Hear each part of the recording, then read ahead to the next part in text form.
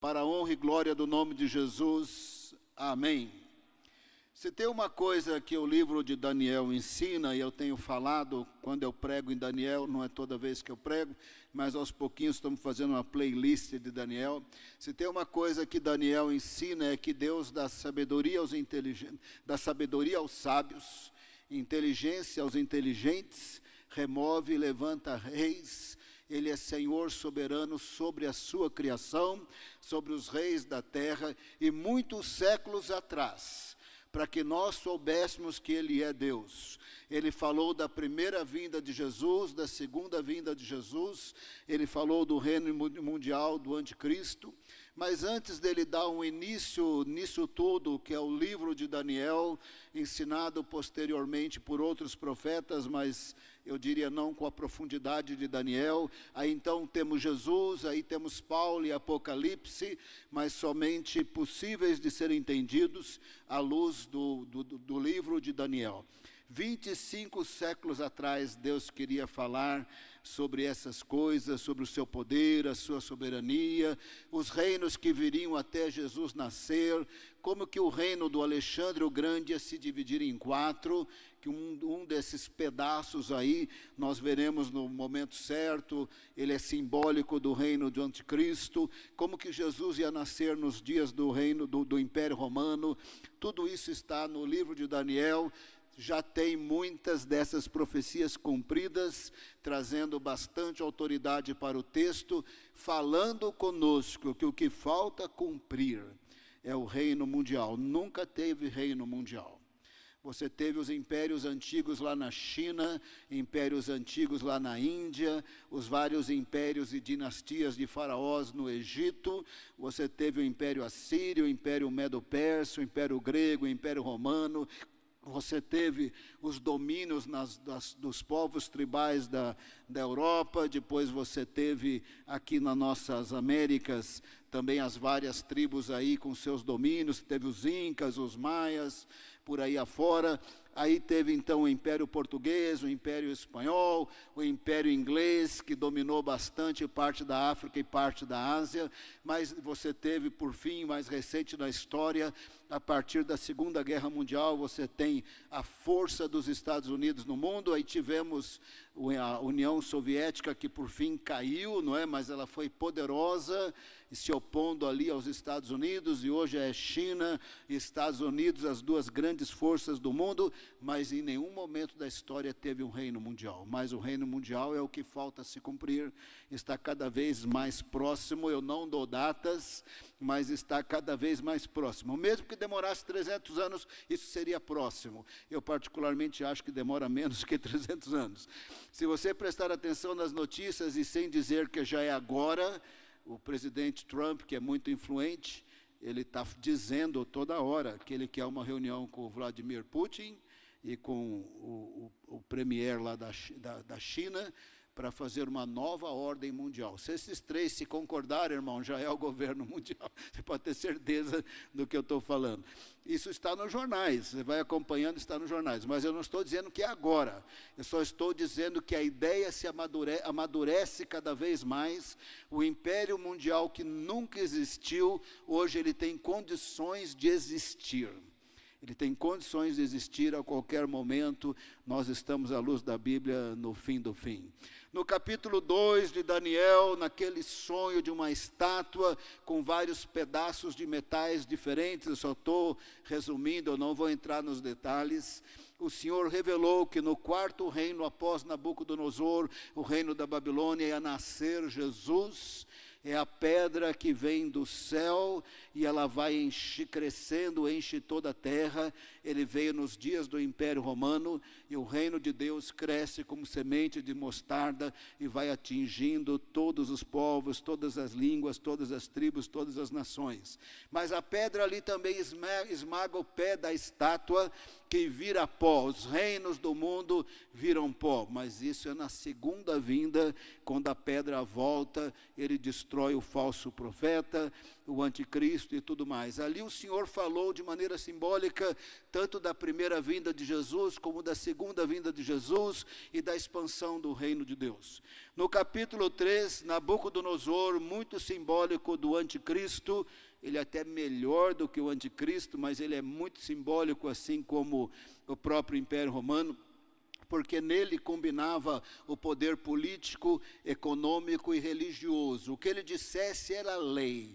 Ele fez uma estátua de 27 metros, 2,70 de largura, não sabemos se é do chamado deus Marduk, que também era chamado de Bel, mas tinha um Bel também, que não era o Marduk, ou ele fez uma estátua de si mesmo e deu uma ordem para todas as autoridades do seu império irem até a cidade da Babilônia, e quando os instrumentos tocassem, todos tinham que ajoelhar e adorar a estátua como Deus. Não sei bem o que Daniel estava fazendo, se ele viajou, estava doente, não deu BO para Daniel, mas deu BO para Ananias, Misael e Azarias. Eles não ajoelharam, o Sadraque, Mesaque e Abidnego, eles foram dedurados, porque tem dedo duro em todo lugar, irmão, todo lugar. Nem olha para o lado aí, vai ver que você vai ver um dedo duro, nem olha, fica olhando aqui para mim. Tem dedo duro para todo lado, tem fofoqueiro para todo lado. E aí eles foram dedurados. Eles eram oficiais do palácio. Nabucodonosor os chamou, explicou e disse: então vocês vão ajoelhar. Ananias, Misael e Azarias, Sadraque, Mesaque e Abidnego, nos nomes deles babilônicos, eles responderam: se o nosso Deus quiser, ele vai nos salvar da fornalha. Se ele não quiser, mesmo assim nós não nos dobramos a essa estátua. Isso aqui que é crente, irmão. Isso aqui que é crente. Crente não fala para Deus: faz a minha vontade. Deus, crente ora: Senhor, eu creio, vai acontecer, mas se o Senhor não fizer, eu também não viro idólatra. Se o Senhor não fizer, eu também não reclamo, eu também não murmuro. Se o Senhor curar, não curar, eu sou crente. Se for para ir para o céu, estou indo. Se for para ficar, estou ficando. Se o Senhor livrar da fornalha, livrou. Se não livrou, o Senhor é Deus, eu não me dobro na estátua. Nabucodonosor mandou aumentar o fogo 7 vezes mais. Quem levou os 3 para a fornalha não conseguiu voltar, caíram mortos. Os 3 estavam lá parecendo que tomando um solzinho na praia. De repente viram mais uma quarta pessoa. Pode ter sido um anjo. Eu particularmente penso que é Jesus antes de se tornar homem, mas não tenho certeza. Apareceu um ser celestial e eles não torravam, eles não assavam. Nabucodonosor viu, na mesma hora ele viu. Jogaram e eles estavam vivos. Jogaram e eles estavam mexendo. Jogaram, tinha uma quarta pessoa. Nabucodonosor falou: ei, peraí, tem mais uma quarta pessoa ali. Daqui a pouco ele grita, eles saem. Não tem cheiro de fumaça, não tem nada, porque tem um Deus que reina sobre os reinos da terra. Nabucodonosor e todos os oficiais do reino tiveram que entender que tem um Deus. O Senhor estava se revelando, não somente para eles, através do livro de Daniel, para todos nós, para que nós saibamos que muito de Daniel já se cumpriu. Mas quando chegar o reino mundial, Deus já falou. Ele é o Senhor sobre o reino mundial do anticristo. E no final ele vai destruir o falso profeta e o anticristo, como está na Bíblia, porque ele é Senhor sobre os reis da terra.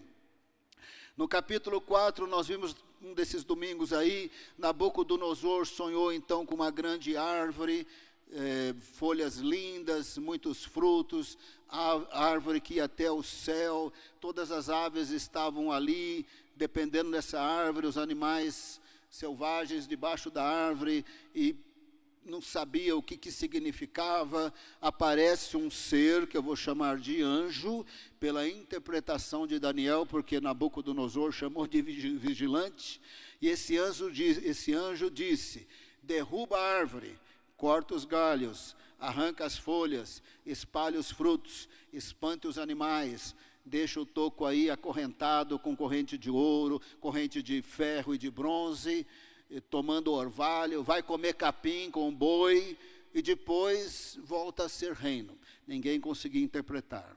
Esse é o segundo sonho que Daniel interpreta. Dava até um medinho de falar para o imperador, a árvore é o Senhor. O seu poder sobre todo o império é o Senhor.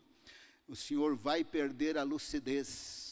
Existe um decreto da parte do Altíssimo. Quando o anjo falou, era um decreto da parte do Altíssimo. O senhor vai sair da casinha, o senhor vai ficar louquinho da Silva, ou então endemoniado da Silva. O senhor vai perder totalmente as condições, vai viver como um animal, vai ser acorrentado, mas quando o Senhor reconhecer que tem um Deus que tem domínio sobre os reis da terra, o Senhor vai receber de volta o reino.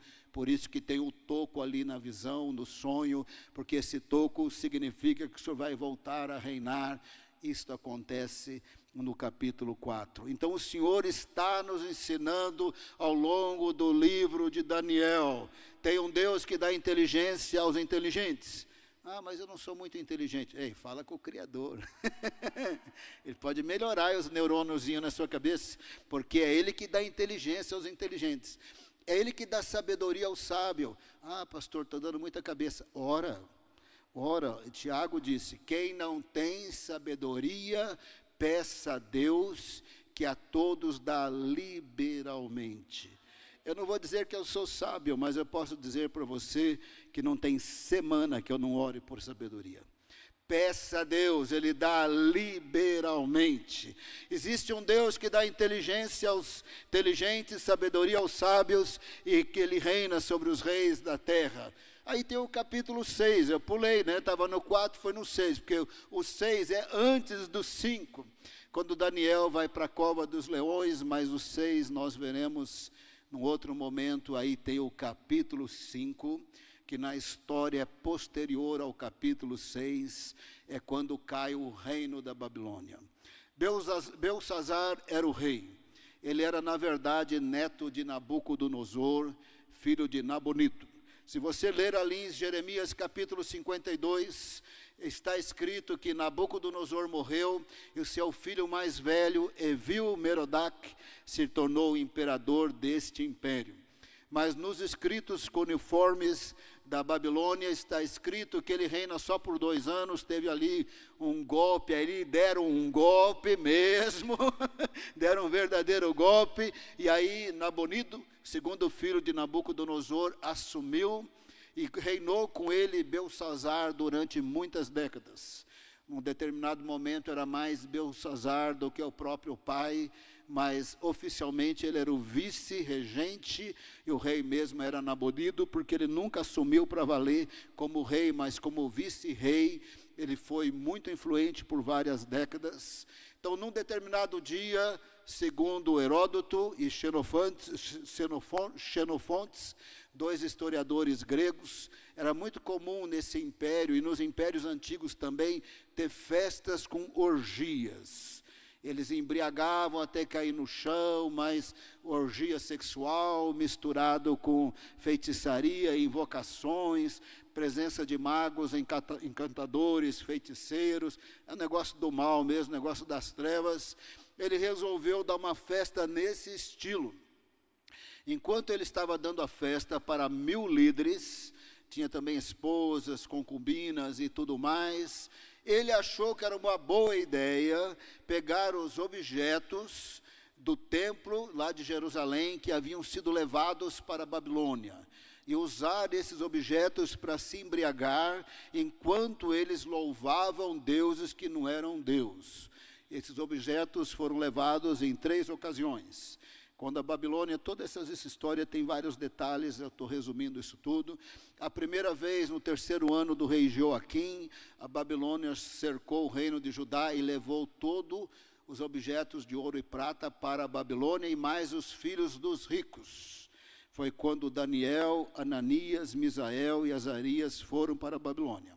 8 anos e 3 meses depois, Joaquim estava reinando somente por 3 meses, sem nenhuma autorização da Babilônia. A Babilônia, que havia dominado o reino de Judá e não estava pagando impostos, a Babilônia voltou Foi até legal com o Joaquim, levou o Joaquim para a Babilônia, tratou ele bem legal, sem maldade, sem nada. Colocou Zedequias no lugar e disse para pagar os impostos. E nessa segunda vez levou todos os objetos que de 8 anos e 3 meses atrás foram levados, refizeram, fizeram outros objetos, 8 anos e 3 meses depois, levaram tudo que tinha sido reposto ali no templo. 11 anos se passaram, e Zedequias bem rebelde, aí tem toda essa parte de Jeremias, ele joga Jeremias na cisterna, ele rasga a profecia, Jeremias senta com Baruque e escreve tudo de novo, ele é muito maldoso, muito longe de Deus, 11 anos sem pagar os impostos e peitando a Babilônia, e o Senhor falando através de Jeremias, vai ser tudo destruído, é melhor vocês se tornarem escravos. Deus tem planos bons, que vocês nem imaginem, sendo escravos lá. Que se vocês ficarem aqui, a destruição vai ser terrível. Bom, 11 anos depois, a Babilônia volta, mas volta agora com muita ira, deixa eles passarem fome, porque é assim que os impérios atacavam, primeiro não deixava entrar comida, todo mundo ficava fraquinho, o soldado inimigo estava fraquinho.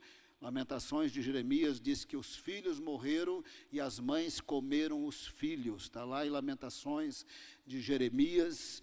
E aí, por fim, a Babilônia destrói tudo e leva pela terceira vez os objetos do templo para a Babilônia. Os objetos do templo, eles tinham sido consagrados ao Senhor. Muita atenção agora. Já haviam sido consagrados. Eles faziam parte de um ritual dado a Moisés, cujo simbolismo indicava o sacerdócio de Jesus e o sacrifício de Jesus. Quando Jesus viesse, não ia mais precisar do templo.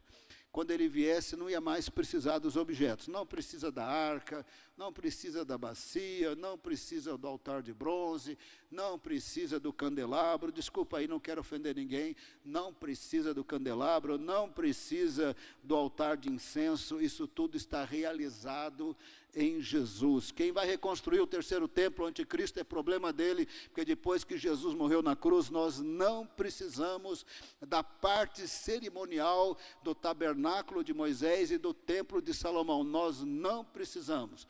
Jesus é o sacrifício perfeito, do sangue perfeito, do sacerdócio perfeito, está cumprido em Jesus. Mas até que Jesus viesse, os objetos haviam sido dados por Deus e faziam parte de um ritual profético, simbólico importante. Quando Belsassar diz, eu posso pegar os objetos, eu posso me embriagar, eu posso fazer parte dessa orgia com aquilo que foi consagrado a Deus, e eu posso, pegando os objetos do que é consagrado a Deus, eu posso adorar e louvar deuses que não são Deus. Aí apareceu uma coisa que, para quem não conhecia a Bíblia, parecia coisa de assombração do cemitério. Fui criado no interior, irmãos, eles contavam cada história de assombração que você nem dormia. Então apareceu uns dedos na parede, escreveu 4 palavras. Mene, mene, tekel, parsim. Nós não sabemos se estava escrito na língua da Babilônia, porque não ia fazer sentido mesmo que eles lessem. Não sabemos se estava escrito na língua aramaica, que era a língua franca lá do Egito até todo o império da Babilônia. Não sabemos se estava escrito em hebraico e Daniel conseguia ler, e mesmo que Belsassar conseguisse ler, não fazia nenhum sentido, palavras sem sentenças. Mene, mene é numerado, numerado, tekel, pesado, parsim, divididos. Não faz nenhum sentido, mas não é só que não fazia sentido, gente. Mãos sem corpo, escrevendo na parede, eles morreram de medo. Daniel 5, verso 6, diz assim, Daniel 5, 6, você pode acompanhar aqui na tela.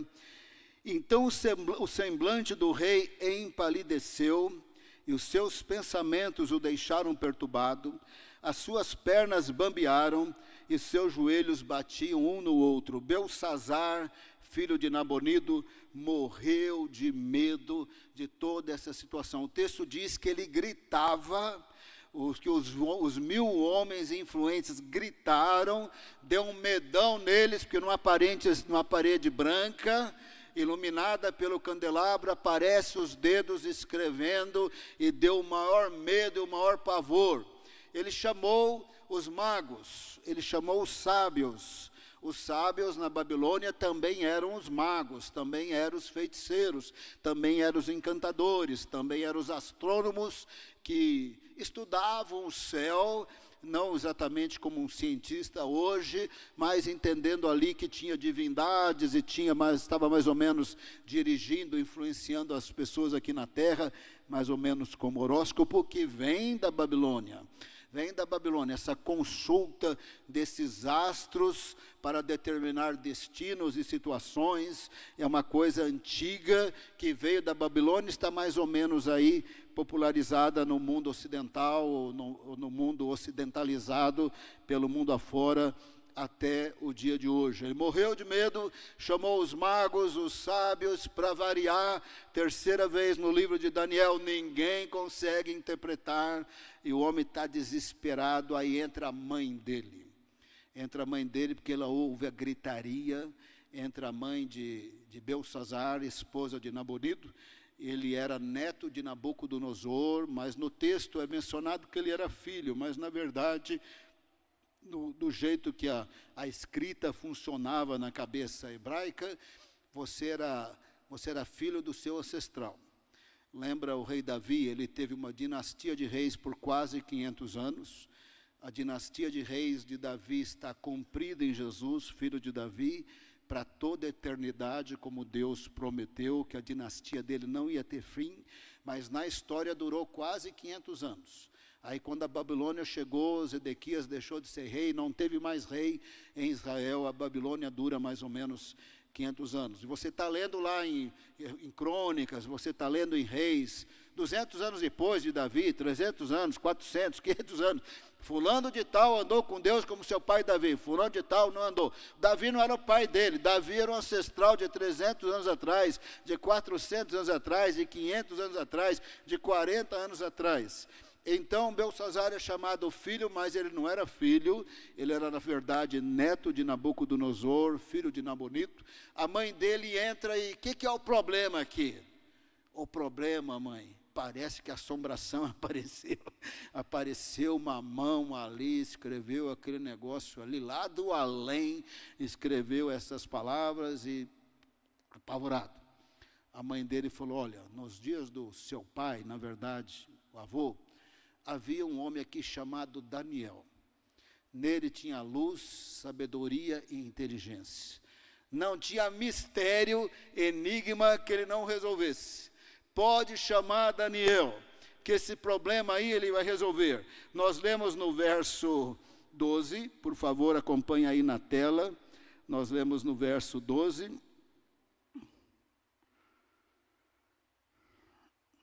Porque nesse Daniel, a quem o rei tinha dado o nome de Belsassar, se acharam espírito excelente, conhecimento e inteligência, interpretação de sonhos, declaração de enigmas e solução de casos difíceis. Portanto, chame Daniel, ele dará a interpretação. Então a mãe dele disse, chama Daniel. O velhinho vai bater o olho ali na parede, vai bater o olho na parede e o mistério vai ser resolvido. Porque agora Daniel está 70 anos na Babilônia. Se ele saiu com 15 anos, ele tinha 85 anos. Pouco provável que com 18 anos ele assumiu uma função ali de funcionário público do palácio e um dos sábios, pouco provável. Ele deve ter saído com 20 anos, 70 anos depois ele está com 90. Mas se ele saiu com 22 ou 23, ele está com 92, 93, a gente não sabe. Mas Daniel está agora com uns 87 a 92 anos de idade na Babilônia. De fato ele é um velhinho, mas ele era um velhinho de oração. Eu quero dizer uma coisa para você. Enquanto você estiver lúcido, se você tiver vida de oração, você vai ter fruto espiritual. Mesmo que você não seja evangelista, Deus vai falar com você, Deus vai revelar as coisas para você. Se tiver que orar por enfermo, você vai ter autoridade. Se tiver que mandar demônios, eles vão sair correndo. Se você chegar num lugar, o ambiente vai mudar, se você for consagrado a Deus. Daniel era consagrado a Deus. Durante 3 vezes ao dia ele orava, talvez 10 minutos, 20 minutos. Não sabemos, ele chegou a ser governador da província da Babilônia, mas ele ajoelhava e orava. Talvez só deu 5 minutos nessas 3 vezes, e ele orava em outra ocasião.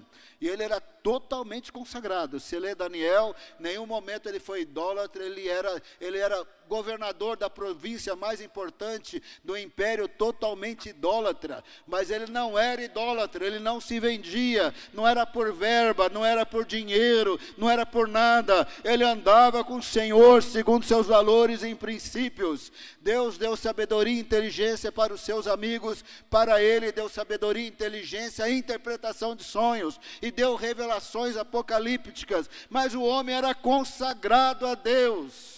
O homem era consagrado a Deus, nada derrubava esse Daniel, ele andava com o Senhor. Quando você ler, e quando nós virmos a oração dele no capítulo 9, é maravilhosa. E quando percebermos o capítulo 10, ele jejuando por 21 dias, a maior confusão no céu, porque um velhinho foi orar.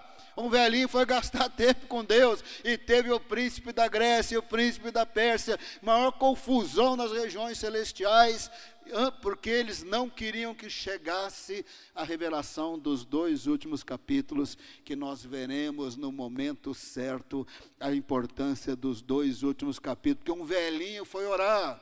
Um velhinho foi jejuar, mas era velhinho consagrado, era santo, andava nos caminhos do Senhor, temia Deus, não tinha quem o abalasse. Mas não importa a idade, você pode ser consagrado como Timóteo, você pode ser consagrado como João, que novo ainda se tornou discípulo de Jesus. Você pode ser consagrado como Simeão, que tinha uma idade avançada em Lucas 2, você como a profetisa Ana, que tinha 84 anos em Lucas 2, não importa a idade, para santidade, consagração, ser cheio do Espírito Santo, ouvir a voz de Deus, não tem idade. Ninguém aposenta para ser cheio do Espírito Santo, ninguém aposenta para ser usado por Deus. Aí chamaram o velhinho no bom sentido, porque ele estava velho, mas ele estava cheio de saúde e cheio do Espírito Santo.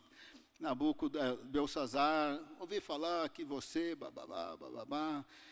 Se você interpretar, que nem está falando que você consegue, eu vou te vestir de uma capa de púrpura, significava muito honra, eu vou te dar um colar de ouro, muita honra, e você vai ser o 3º do império. Ele já tinha sido governador da província mais importante, ele já tinha sido chefe de todos os sábios, e agora a proposta é: você vai ser o 3º do império, e se você interpretar. Daniel respondeu: seus presentes o senhor pode guardar para o senhor, contudo eu vou interpretar as palavras na parede. Os servos de Deus na Bíblia, eles nunca ganham dinheiro com os dons espirituais. Eles não ganham, eles não vendem. Jesus disse: de graça recebestes e de graça dai. Aqui e ali é um tal de profeta só caminhar, só visitar a casa de rico atrás de dinheiro. Casa de pobre eles não vão, só vão em casa de rico para profetizar para rico e ganhar dinheiro. Ou então tem gente prometendo a cura, o milagre, o enriquecimento pessoal, se der essa oferta, se não der aquela oferta, R$5 eu não quero, R$2 não quero, ou você dá uma oferta alta ou não está valendo. Mas isso não são os homens da Bíblia. Os homens da Bíblia são consagrados ao Senhor, eles não pedem dinheiro para exercer o ministério que Deus chamou e capacitou pelo Espírito Santo. De graça receberam e de graça dão. O que a palavra do Senhor diz, que o obreiro tempo integral é digno do seu sustento. Então ele recebe o sustento dos dízimos e ofertas, como aprovado na diretoria, porém ele não pode sair cobrando bênção, milagre, visita, casamento, noivado não, porque ele foi chamado para fazer a obra de Deus, ele está atendendo o chamado de Deus. Nem Eliseu aceitou dinheiro, nem Daniel aceitou dinheiro, nem o apóstolo Pedro aceitou a proposta de Simeão mágico em Atos 8, que quis pagar para receber o Espírito Santo. Pedro falou, olha, fica você com o seu dinheiro. E olha, Pedro falou um negócio até complicado, ele falou que Deus destrou o seu dinheiro e você também, porque o seu coração está cheio de iniquidade, a obra de Deus não pode ser feita dessa maneira. Daniel falou, fica com seus presentes, com toda a educação, o homem era imperador, contudo eu vou interpretar as palavras da parede. Mas antes de interpretar, ele deu uma explicação. Nos dias do seu avô, o pai, por ser ancestral, Nabucodonosor estava muito orgulhoso, porque ele que construiu a cidade da Babilônia. Cidade grande, bonita. Segundo Heródoto, tinha 2 muralhas, entre uma muralha e outra tinha um calabouço, tinha jardins suspensos, eles eram bons de construção, tinha irrigação para plantação, do jeito deles, eles eram astrônomos também, e tinha escrita nas pedras, são os escritos cuneiformes. Irmãos, Deus é maravilhoso. Se tivesse escrito no papel, na caneta Bic, tinha sumido tudo. Eles escreveram nas pedras. Então, os arqueólogos acharam os decretos desses imperadores. Por exemplo, a gente sabe que Nabonido se tornou rei no lugar de Evil-Merodach porque foi encontrado os escritos em pedra. E esses escritos em pedra testificam que a Babilônia era o que a Babilônia era, e que os imperadores de fato faziam os chamados decretos que aparecem tantas vezes no livro de Daniel. Então, o Senhor sabe o que faz, né? Então, Daniel fez um resumo. Nabucodonosor, por ele ter construído essa grande cidade, num determinado momento ele estava muito orgulhoso. Deus falou com ele que ele ia perder a lucidez por causa do seu orgulho, mas depois que ele reconhecesse que Deus é Deus, ele ia recobrar então a consciência, ia voltar a reinar, o que acontece lá no capítulo 4. Então Daniel, antes de interpretar, está fazendo esse resumo histórico. Diz para ele, mas o senhor não aprendeu com a história. Romanos 15, o apóstolo Paulo diz, tudo que foi escrito para o nosso ensino foi escrito. Crente tem que ler Bíblia, estudar a Bíblia, não precisa ser tantas horas por dia, o que você puder, meia hora, 40 minutos, leia a Bíblia, notas de rodapé, ore, peça para o Espírito Santo te ajudar, porque o que foi escrito para o nosso ensino foi escrito. Então Daniel disse, mas o senhor não aprendeu. Verso 22, vamos projetar aí, você pode acompanhar comigo. Verso 22, Daniel chega nesse momento e diz assim, e o senhor rei, Belsazzar, que é filho de Nabucodonosor, não humilhou o seu coração, mesmo sabendo de tudo isso, mesmo sabendo o quanto que Nabucodonosor saiu da casinha, ficou louquinho, e até que ele reconheceu que Deus era Deus, andou como animal, comeu que nem animal, completamente maluco, acorrentado, até que ele reconheceu que Deus é Deus. Verso 23, pelo contrário, falando de Belsazzar, se levantou contra o Senhor do céu, mandando trazer os utensílios do templo dele, para que o Senhor, o rei, as suas mulheres e concubinas, juntamente com os homens importantes do reino, bebessem vinho neles. Além disso, o Senhor deu louvores aos deuses de prata, de ouro, de bronze, de ferro, de madeira e de pedra, que não veem, não ouvem, não sabem nada. Mas o Senhor não deu glória a Deus, em cuja mão estão a sua vida e todos os seus caminhos. Irmãos, se tem uma coisa que a Bíblia ensina, que nós existimos por causa de Deus. Nós só estamos respirando por causa de Deus. Nós temos vida por causa de Deus. A Bíblia ainda diz que os nossos dias estão contados e nós vamos vivê-los por causa de Deus. Paulo, pregando em Atenas, disse para os gregos, é Ele a quem dá respiração à vida e a todos. Eles não eram nem crentes, eles não sabiam nada. Aí Paulo disse, nele nós vivemos, nos movemos e existimos. Então Daniel falou, olha, a sua vida e os seus caminhos estão nas mãos do Senhor.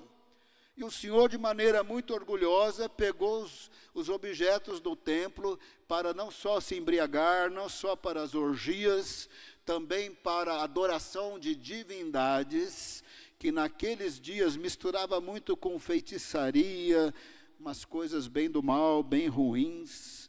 Aí o verso 24, Daniel diz, se por isso que ele, o Senhor, o Altíssimo, enviou aquela mão que escreveu na parede.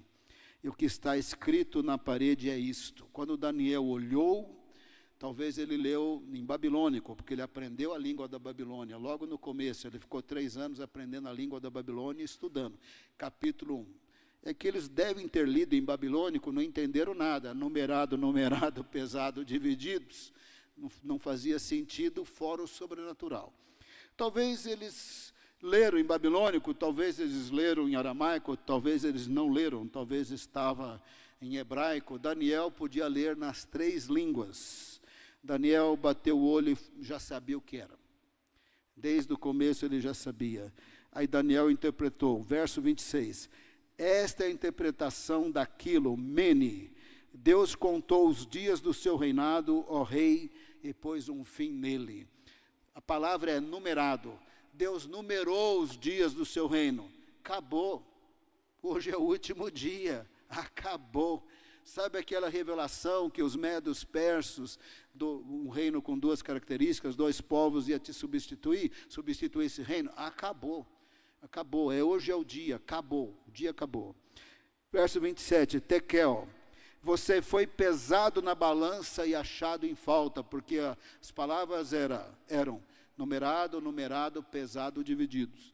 Você foi pesado na balança. E o que descobriu? Você é orgulhoso. Você acha que pode fazer o que quer. A sua vida está nas mãos do Senhor. Os seus caminhos estão nas mãos do Senhor. Você acha que pode pegar os objetos do templo do Senhor, dados pelo Senhor, com sentido simbólico, profético, da pessoa e da obra de Jesus, e vai fazer o que quer, vai beber com os objetos, vai depois louvar deuses que não são Deus. Nesse sentido eu vou falar o que eu vou falar, mas não é para ofender, mas eu preciso falar. Por isso que às vezes a pessoa liga, pastor, nós vamos fazer um casamento aqui, uma festa, não sei o quê, pode emprestar as cadeiras da igreja? Pastor, você pode emprestar o microfone da igreja? Pastor, não sei o quê. Para a gente parece egoísta. Eu falo, não podemos, porque foi comprado com dízimos e oferta para culto. Não foi comprado para casamento lá não sei aonde, para festa lá não sei aonde, não foi comprado para nada. Para isso aí a pessoa aluga cadeira, aluga som, porque o som da igreja, as cadeiras da igreja, foram comprados com dízimos e ofertas para culto a Deus. Não vai emprestar para casamento, não vai emprestar para festa de aniversário, não vai emprestar para mais nada, não vai emprestar para cerimônia cívica da cidade, porque é do Senhor, para a glória do Senhor. Então não queremos ofender ninguém, mas a resposta é sempre não, e já temos telefone, você pode alugar aqui, ó. Pode alugar aqui, a igreja não vai liberar cadeira, nem microfone, nada, porque é para o culto do Senhor, consagrado a Deus. E, em princípio, se a pessoa pisar aqui dentro, já era para estar sentindo a presença de Deus. E se não estiver sentindo, na hora do louvor, já é para estar sentindo. Se não estiver sentindo, é para sentir na pregação. Se não estiver sentindo, na hora do clamor final. Tem que sair daqui sentindo a presença de Deus, a paz do Senhor, a misericórdia de Deus, porque é consagrado para Deus, o prédio, as cadeiras, o som, os obreiros, o louvor, é tudo para Deus. A nossa vida e os nossos caminhos estão nas mãos do Senhor. Aí Daniel disse para ele, olha, o senhor foi pesado na balança e foi achado em falta, porque o senhor é orgulhoso, acha que pode fazer com aquilo que a gente consagra a Deus. Olha, quando você consagra a Deus, é de Deus. Quero até dar uma sugestão para você. Pastor, comprei um telefone, comprei um violão, quero consagrar a Deus. Mas se você vai tocar a música do mundo, não consagra não. Se você consagrar o violão para Deus, é para Deus, irmão. Tem que virar a harpa de Davi. Tocou, o demônio foge. Agora, se vai tocar sambinha, vai tocar não sei o quê, então não consagra para Deus. Se você comprou o violão, consagrou para Deus, é para Deus. Você consagrou não sei o que para Deus? É para Deus. Consagrou a profissão, a família, é para Deus. Consagra para Deus e convida o inimigo para fazer uma festinha com as coisas que você consagrou a Deus, porque isso não é bom. Daniel disse: você foi pesado e achado em falta. Em outras palavras, o reino vai acabar hoje. Peres, parsim no plural, divididos. Estava escrito divididos, mas Daniel falou no singular, Peres. O seu reino foi dividido e entregue aos medo-persas. Então, o imperador ficou muito maravilhado, deu os presentes, Daniel aceitou, porque você fala não para o imperador na antiguidade, quase que ele te mata, mas Daniel sabia que a hora tinha chegado. Verso 30, naquela mesma noite, Belsazar, rei dos caldeus, foi morto. Naquele dia caiu o império da Babilônia. Ciro Grande, que vinha, os medos e os persas fizeram uma aliança, e eles vinham conquistando, e agora eles derrubam a cidade da Babilônia, que era a capital do império, que não tinha caído totalmente. No que a cidade cai, então surge na história o império dos medo-persas. Ciro Grande é o que dá a ordem para os judeus voltarem para Jerusalém, como profetizou Jeremias. Mas quem derrubou o império, o general que estava na batalha, segundo os escritos cuneiformes, era Gaburu, e esse general foi nomeado por Ciro Grande. Ciro Grande é mencionado até em Daniel como imperador. Esse general é nomeado Dário, verso 31, e Dário, o Medo, se apoderou do reino quando tinha mais ou menos 62 anos de idade. Desta parte do reino, quando ele derruba a cidade da Babilônia, segundo o escrito na parede, o julgamento tinha chegado, o juízo tinha chegado, o império da Babilônia caiu, porque tem um Deus que reina sobre os reinos da terra. Agora, isso na Bíblia não está aqui só para a gente saber, não é só aula de história e como Deus cumpriu, não. Lá em Apocalipse, a Babilônia é simbólica do futuro reino do anticristo. Porque o anticristo, simbolizado também pelo Império Romano, não veremos isso hoje, senão vai ficar muito longo. Ele também, o anticristo, vai ter o domínio econômico, político e religioso. Quem não adorá-lo como Deus não vai poder nem comprar, nem vender, vai morrer de fome, e nós estamos crendo que vamos ser arrebatados antes. Se não for, irmão, vamos morrer de fome. Não estou dizendo que não seremos arrebatados, mas para aqueles que pensam que não serão, vai morrer de fome. Ou você nega Jesus, ou vai morrer de fome. E quando o reino do anticristo cai, na segunda vinda de Jesus em Apocalipse, como está em Daniel, esse reino vai cair quando Jesus vier nas nuvens, capítulo 7, vamos chegar lá. E quando este reino cai, antes dele cair, no livro de Apocalipse, então uma voz no céu, lá de um anjo, fala em voz alta, de maneira grande, caiu a Babilônia. Então a Babilônia aqui, ela é simbólica da parte final da apocalíptica de Daniel, desse reino futuro que precede a segunda vinda de Jesus. Nós não estamos marcando data para nada, mas estamos falando que nunca esteve tão próximo a possibilidade, por meio de tecnologia, de alianças internacionais, de aparecer pela primeira vez na história um governo mundial que, segundo Daniel e Apocalipse, é a soma de alianças de governos. Mas vai ter o presidente desse negócio, o primeiro-ministro desse negócio. Isso está revelado nas Escrituras, mas está revelado também que há um Deus que reina sobre todos os reinos, inclusive sobre os 7 anos do reino do anticristo. E Jesus vem no céu e destrói o anticristo e o falso profeta. E antes dele vir, uma multidão vai gritar no céu. Como eu creio que já fui arrebatado, eu creio que nós estaremos lá gritando. Apocalipse 11:15, o reino deste mundo se tornou do Senhor e do seu Cristo, e ele reinará para sempre. Esse capítulo 5 não está aqui só para falar de Belsazar. Não está aqui só para falar que Ciro Grande dominou. Está aqui como simbólico e revelação que aquilo que falta se cumprir de Daniel, Deus é Senhor sobre essa parte também, e Jesus vai voltar, o Filho do Homem, como está em Daniel 7. Esse ser exaltado na Trindade, agora na forma humana, esse que é um com o Pai e o Espírito Santo, vai voltar em grande poder e glória. Irmãos, a gente não é imperador de nada, mas todos nós podemos ficar orgulhosos com alguma coisa. Talvez porque temos um pouquinho mais de dinheiro, talvez porque estudamos um pouco mais, talvez porque nos deram um título de pastor, de apóstolo, missionário, talvez porque a gente é bobo mesmo, então fica orgulhoso porque é bobo. Então, a pessoa pode ter orgulho, é um dos pecados mais perigosos. Ele precede a queda, e às vezes Deus nos dá um carro melhor, a gente acha que é muito bom, a gente compra uma propriedade, a gente acha que a gente é muito bom. A nossa vida e os nossos caminhos estão na mão do Senhor. Toda a honra e toda a glória ao Senhor. É Ele que perdoa pecados, é Ele que batiza com o Espírito Santo, é Ele que dá dons espirituais, é Ele que capacita, e é Ele que quer te usar durante essa semana, lá no seu ambiente de trabalho, com a sua empresa, com o seu emprego. Ele quer te usar, a presença dEle, exalando através de sua vida e tocando outras pessoas. O equilíbrio do Senhor, a paz do Senhor, a temperança do Senhor, tocando outras vidas, porque Ele mora em você, Ele está dentro de você. Aquele que a sua vida e os seus caminhos estão nas mãos dEle, Ele é o teu Pai celestial. Como é que você vai falar com Ele? Você vai orar assim? Não, vai orar para valer, irmão. Não, vai orar para valer. Não, vamos fazer um clamor aqui. Nós vamos orar, nós vamos louvar a Deus, dizendo que Ele é digno. Amém? Digno de todas as coisas. Aí a pastora Hilda vai nos dirigir aqui num clamor. Amém? O pessoal do louvor está chegando.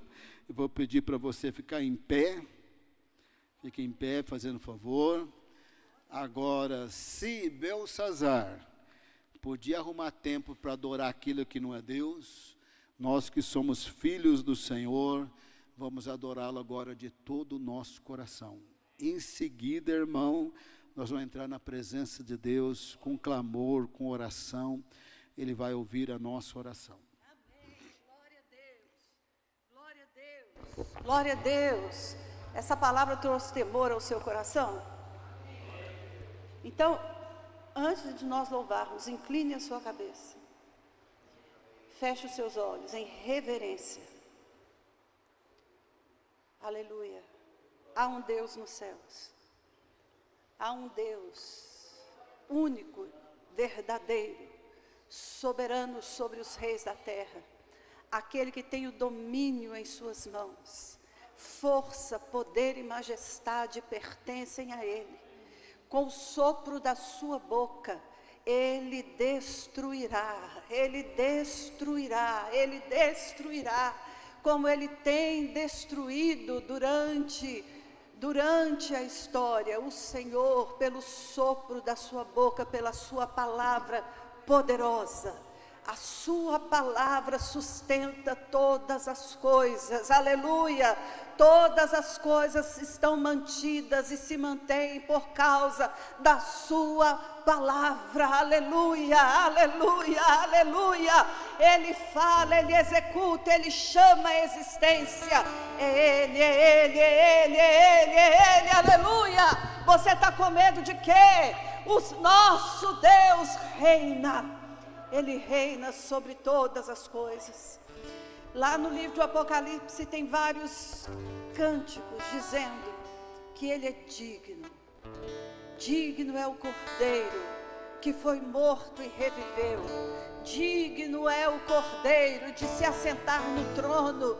Digno é o Senhor, digno é o Senhor, digno é o Senhor, aleluia, aleluia. Tem uma visão lá que João vê os anciãos tirando as coroas e jogando diante dele, porque Ele é digno de tudo, aleluia, aleluia, aleluia. Você já entregou a sua vida para Ele? Você já entregou a sua vida para Ele? Olha que palavra tremenda. Belsazar, neto de Nabucodonosor, tinha todas as informações necessárias e possíveis para se entregar ao Senhor, e ele não fez. Mas nessa noite, nós estamos aqui para declarar que Jesus Cristo é o Senhor, e Ele está voltando com grande poder e glória para buscar a sua igreja. E você faz parte da igreja do Senhor? Você faz parte dos redimidos? Você já entregou a sua vida para Ele? Hoje é noite de render-se ao Senhor. Nós vamos cantar essa canção agora. E você que quer se render ao Senhor: não, pastora, eu já sou crente, mas eu sou um crente do coração duro, meio rebelde, meio esquisito. Vem aqui à frente e se renda ao Senhor cantando essa canção para Ele. Aleluia!